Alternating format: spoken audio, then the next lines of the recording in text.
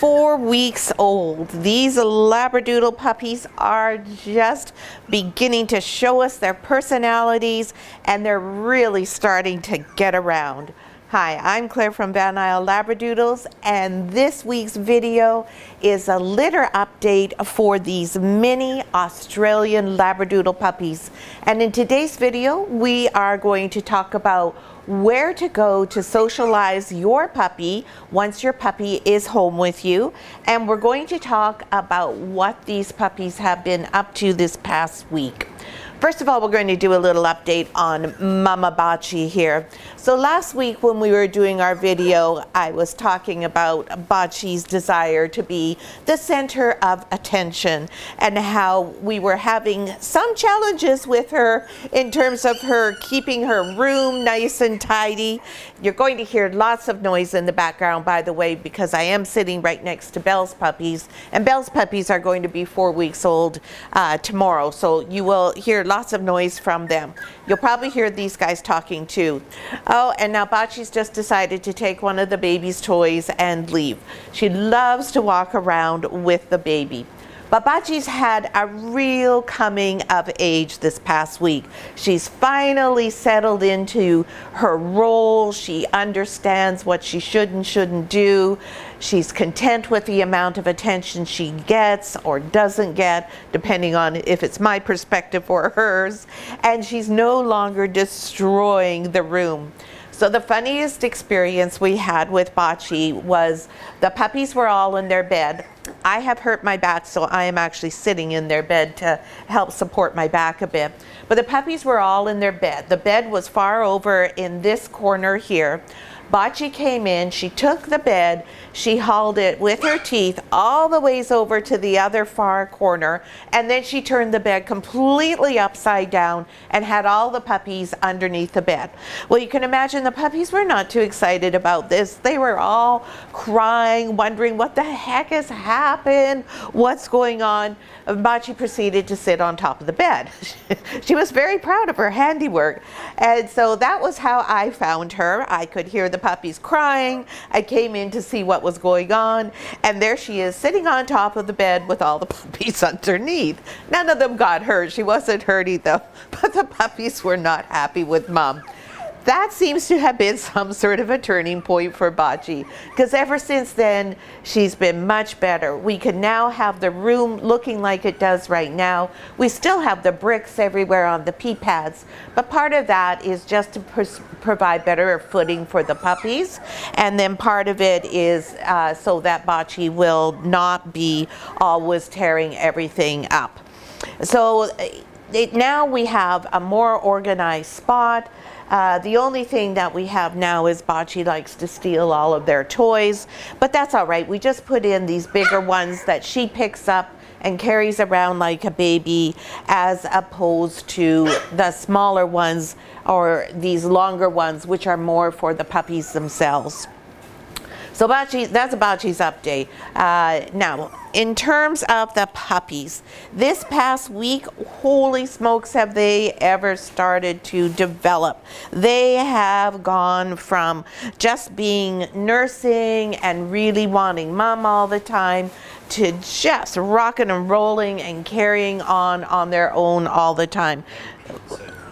Oh, Reynolds just giving me a clean pee pad because somebody peed by my leg here, which of course I'm so used to I don't even notice. So we'll put a fresh pee pad down there. We'll put it over top of all the puppies, and this gives you a really good chance to see that these puppies are already pretty fearless. This would normally be quite a scary experience if you were a puppy, but you can see that they couldn't care less. So maybe that's in part, we can thank Bachi for the time that she had the puppies upside down in the bed, now that they don't have any fear with having anything going over their heads, which is kind of a funny thing to have as an advantage. But, you know, there's always a silver lining to everything. So as you can, there we go, that's Orange Collar having a conversation, showing you that they've got voices, they can scamper around. Look at them go. I mean, they're really, really mobile now. We are going to be expanding their area somewhat, and later today is going to be their first time outside. So when Taylor comes this afternoon, she will spend this afternoon introducing the puppies to outdoors and getting them familiar with the fact that there's actually a whole other world out there. These guys are definitely ready. They have so much fun with each other. They love the toys. Miss Orange Collar is our mouthpiece this week. She just loves to talk and have her voice heard. Brown Collar Girl here, she's the quiet one in the litter. She's always just very, very much in her own little world. She's quite independent. You'll often see her away from the other puppies.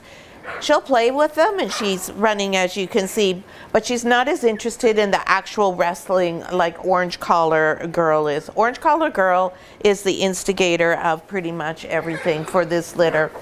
And then other than that, we've got them started on solid food. So I think Bachi's quite happy about that. She does get a little bit perturbed if the puppies are not interested in her, which is typical of Bachi, because it's all about Bachi. But they are doing really quite well with their pablum. We had started off in our usual manner of introducing it to them with our fingers, and they were like, oh yeah, not really that keen on it.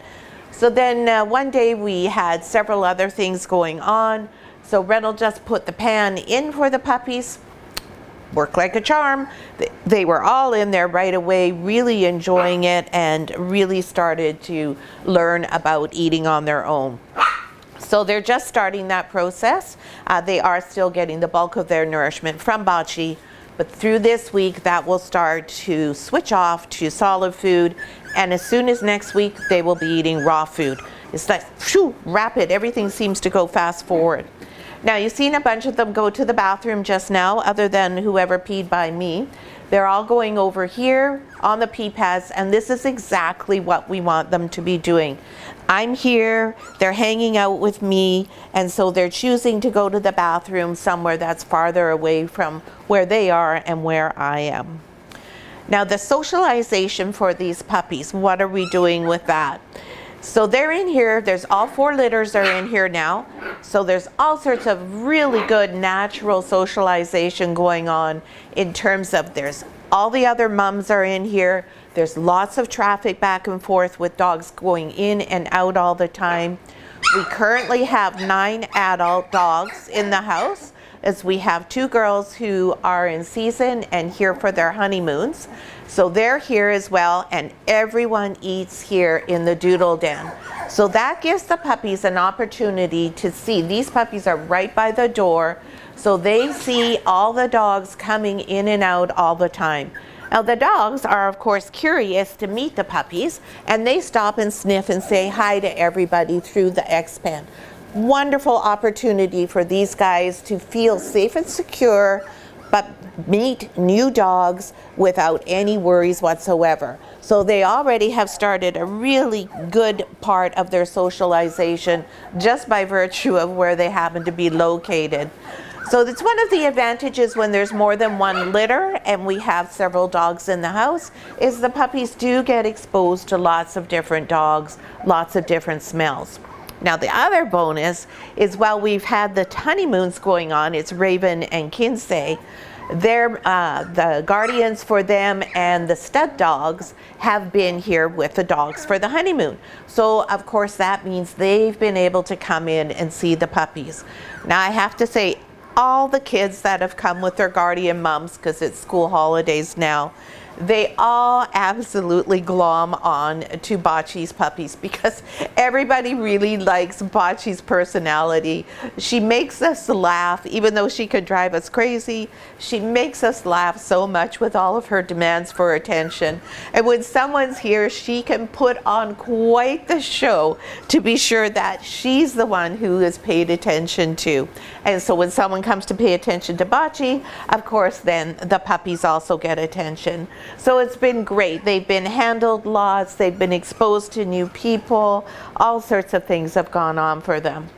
In addition to that, this week they have learned to become desensitized to thunderstorms. So that's the playlist we have going this week for everyone, is thunder. Over the next few days we will switch that out over to fireworks, and then we will move on into traffic sounds. So those are the things that they're hearing. Now when they go outside later today, they will hear our neighbor's lawn tractor. They will also hear Reynolds and our lawn tractor going. We also have some construction a little bit farther down the road from us, so they're likely to hear some of those sounds as well. And on top of that, we have endless delivery trucks coming and going. Mostly it's supplies for curated canines, food deliveries and things like that. But because we're also in the process of renovating our ensuite, we have a lot of deliveries for ourselves coming. So lots of vehicles backing in and out of the property, lots of the beep beep, backup beep beeps going, all sorts of things like that. So they really are having a lot of good exposure. So now when you take your puppy home, oh yes, of course, brown color wants to eat my microphone wire. I don't know why, out of everything in the world, the things that are always the most appealing to puppies are microphone wires, cell phones, and your remote control. It's amazing. Doesn't matter if it's you or I, it always is that way. That's always so bad. You always have to pick what you aren't supposed to pick. How come you aren't picking your toys, silly goofers? Now, when you get your puppy home with you, what are you going to do for socializing? Socialization is as important, if not more important, than vaccinations. Here comes Bachi. She's going to come back in now, say hi to the puppies. She'll probably decide she should sit on my lap and not them. Hey, hi, how you doing? Did you come to say hi to everybody? That's a good girl. Yeah, the babies are over there. Oh, well, who cares? Just give me attention. Socialization is something that is so critical, and we have a short window. By week 16, your window of opportunity has gone for socialization.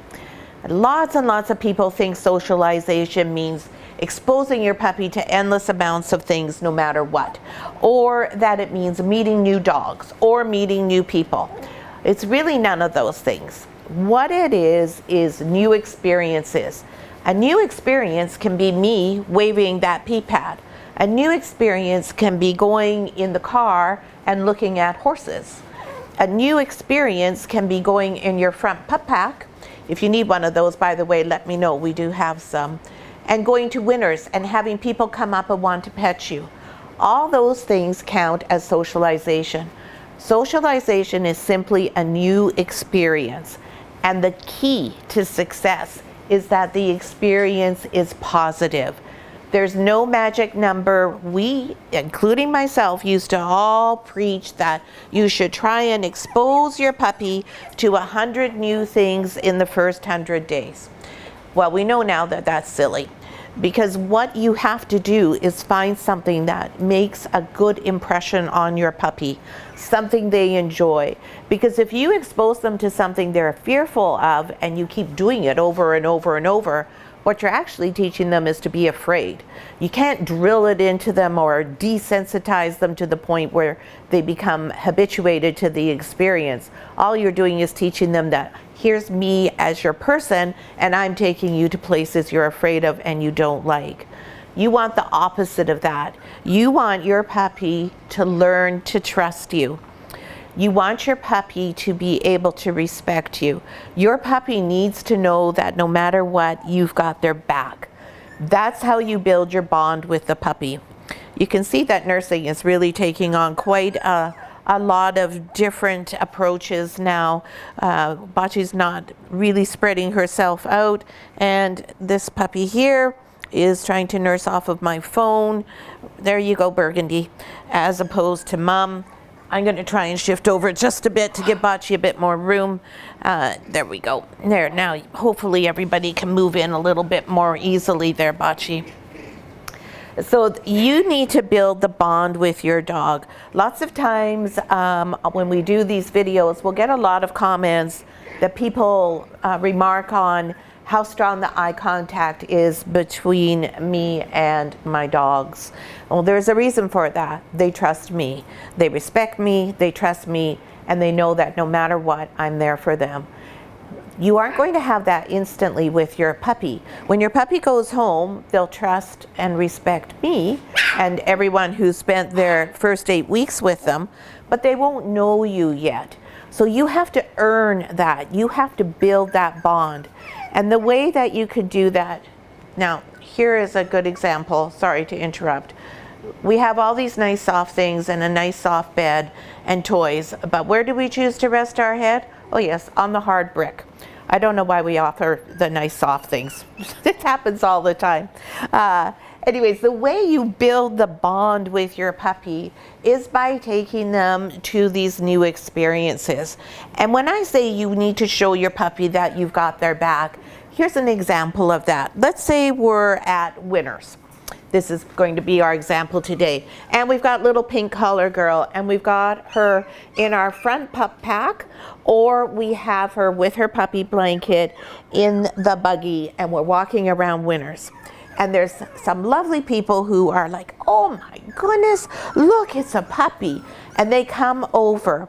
Now, when people meet puppies, you're gonna be my demo, okay? They often go like this, oh, and see already how she cowered like that? Imagine if you're a little puppy and this great big person comes with their hand right on top of your head. You're gonna shrink back like that. Now, you don't want your dog to be a dog that cowers whenever someone tries to pet them, because that is our natural human thing, is to come in like this. Very, very frightening for a puppy. So to show your puppy that you've got their back, what you want to do is you're going to stop the person and say, if I can just get you to wait for 1 second, you're going to give them a treat because you don't want them to be doing anything and giving the dog anything you haven't approved. And then you show them that the way to approach a dog is to come up from the side and underneath. This is how we approach a dog. We go sideways. When you go straight on with eye contact like this with a dog, it's a sign of aggression in dog language. So dogs look at each other over each other's shoulders like this. They turn sideways. They make themselves into an S shape in order to appear non-threatening. And you're not going to teach somebody in Winners all of that in 2 seconds. You're going to hand them the treat and just tell them, please don't put your hand over top the puppy's head. Please go underneath their chin. That's good enough. Now, if your puppy is like this and a hand's coming and that's what you get, perfect. But if you've got a puppy coming with a hand and your puppy's going like this, turning away, looking at you, that means your puppy does not want to meet that person. And then you just have to stop people. You have to speak up for your puppy, be their advocate and say, I'm sorry, she's little, she's just not quite ready to meet you yet. And then just, if you're in the pup pack, turn away or just take your buggy away or pick your puppy up and put them close to you. If you have your puppy like this right up close to you, people are usually not so bold as to come that close to you. So that way you're showing your puppy that you've heard them, you know what they're saying, you're honoring their request to not be touched. And then you wait. And then you keep in mind, hey, hey, orange, orange, pup, hey, boo-boo, come here. What you doing? Come here. What's the matter? There, what's going on? Hi, there we go, good girl. Now there was a good example right there. I don't know what Orange was fussed about, but something was bothering her there. So what you want to do is show her that you understand what she's saying and give her some comfort and see what's going on, baby.